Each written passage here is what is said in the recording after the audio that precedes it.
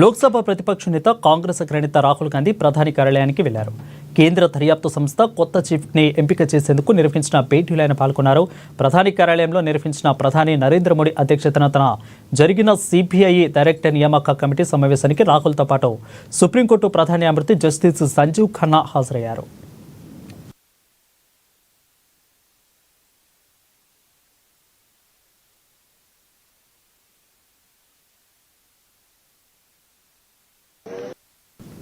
ఇక ప్రస్తుత CBI director Praveen Sood పదవీకాలం మే 25న ముగుతున్న తరుణంలో కొత్త చీఫ్ ఎంపికపై చర్చిస్తున్నట్లు తెలుస్తుంది.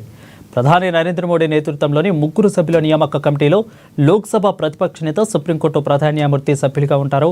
ఇక ఈ కమిటీ సిఫార్సు మేరకు కేంద్ర ప్రభుత్వం సిబిఐ డైరెక్టర్ నియామకాన్ని చేపడుతోంది.